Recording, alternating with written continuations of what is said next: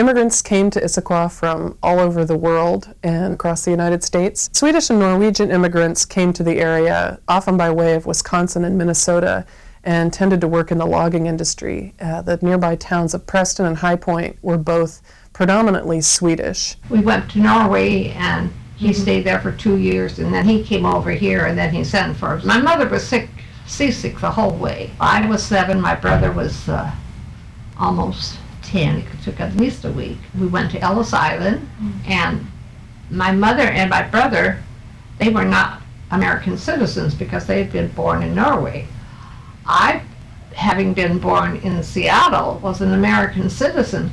So when we got to Ellis Island, I didn't have to go through all the health examinations and stuff. So, I mean, if they had found something that they would have had some disease, and that they would have been shipped back to Norway because of that. I could have stayed, I wouldn't have had to go, but of course they were fine. Well, all I remember was a big room and a lot of people. Pete Pettagana and Mary Pettagana came about 1888 or the end of 1887. My grandfather was a coal miner, and he had, when he left Austria, there were other people living here that was from the same area. My grandfather worked in the coal mines as a child because he was orphaned at 9, and then they put him to work in the coal mines. None of the family talked about the old times because nobody really talked about what life was like in Austria. And my grandfather would not allow the children to speak anything but English. He said there's nothing good about the old country. He said, you're not going to go back there, you're going to be Americans, and you're going to speak and be Americans.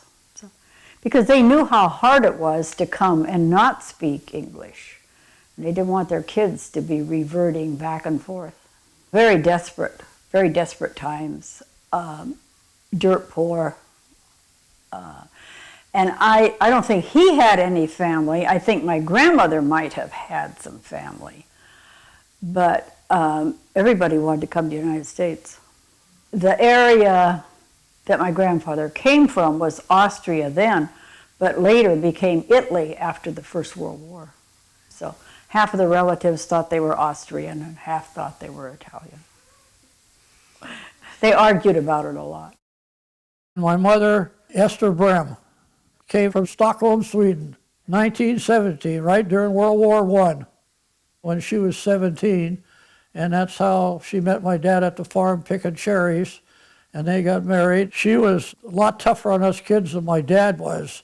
If we did anything off color and she'd send us to bed without supper, my dad would sneak up with a slice of bread. I spent many nights in bed with no supper, believe me. Yeah, my mother was a wonderful cook, a mother and hard worker, raised a lot of chickens. She didn't do anything at the barn with the cows, but raised a lot of chickens and stuff. It was tough times. My grandfather, Henry Bergsma, my grandmother's name was Harmke Venema Bergsma, and they immigrated from Holland with 4 children. My grandfather was born in Grauw in the Netherlands, and my grandmother also in that area. I think she was actually from Sneek, but our Bovenkip, but it was in Friesland in North Holland. And they were dairy farmers. They were sponsored to immigrate to the United States by another Dutchman. My grandfather borrowed some money to pay for their passage to come, and they went across country and came to the Issaquah area. And my grandfather worked as what we called then, I guess, a string milker. He did milk cows briefly for the Pickering brothers, and then he worked at several farms. They came because conditions were poor in Holland, and I had always heard that it was a very hard life. My grandmother left her country at 18, and I believe she had sisters who were born after she left that she had never ever met in her lifetime. She had to leave her family at the age of 18. Things were very, very harsh in Finland, and no food to eat. in Finland, they did have that much employment. My dad came to Carbonado to work in the coal mines. Then I think he went to Brewster to work on a farm, and he knew Mr. Barlow, who had a farm. Mr. Barlow moved here to close to Lake Sammamish and bought a homestead. My dad came there to the Barlow homestead and worked there as a hired hand. In the neighborhood of where Tibbetts Creek is now, there were a lot of Finnish people living there, and we used to visit back and forth with them. There was a family named Tallis. They had kind of a grocery store. I don't know what items they really had, but they had boots and things for working men's clothes. And I remember my dad going there and buying, because they were Finnish people, and they lived in the same the house. The store was in front part of the house. I guess they were pretty strict. They couldn't teach us, only they talked the Finnish language. But they taught us how to work. My sister, we both had to work in the house doing helping with cooking, and the boys helped outside and getting in the wood. And when they got older, of course, they worked on the farm, milking cows and that. But we kind of took care of the household chores. And my mother worked outside because she loved flowers and had a big garden and that. And she also had to milk the cows. I don't remember that it was really a hardship for speaking, because we had a neighbor who family, and they had 9 children, who was named Olson, and of course they spoke English. So, and when we played with him, it was really, and then everybody else around.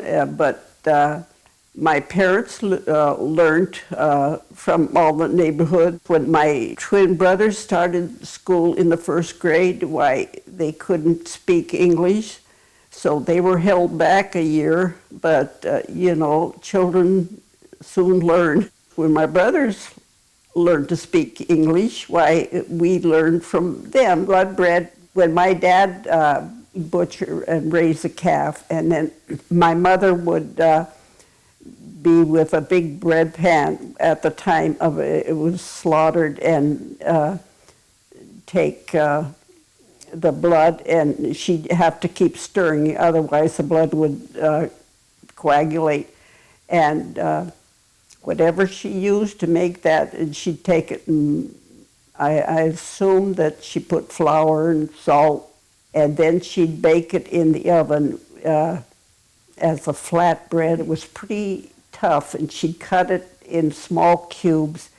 And then for breakfast, she just heat the milk and put these blood bread cubes in there and a lot of butter.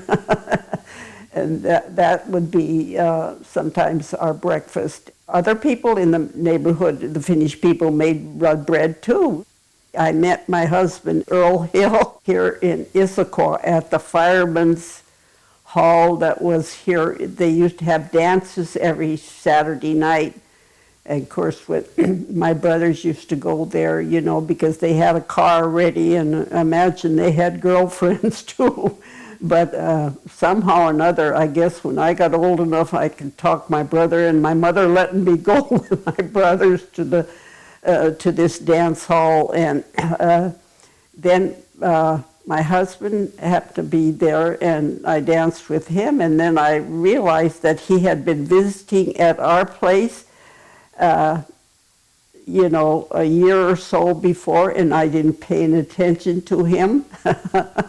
And actually, my mother and my husband's mother knew each other in Finland. Likewise, my father and my husband's dad knew each other in Finland.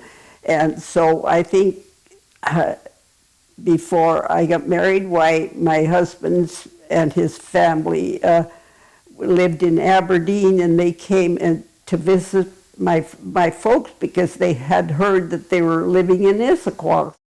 By far the largest group of immigrants in Issaquah were those from Finland. The Finns were present in numbers large enough to call for their own church, which was formally dedicated in 1928. Tallis family operated a grocery store that catered to Finnish clientele and was a popular gathering place for other members of the Finnish community. In the late 1920s and 1930s, there's frequent mention of the Finnish National Club meetings in the Issaquah press.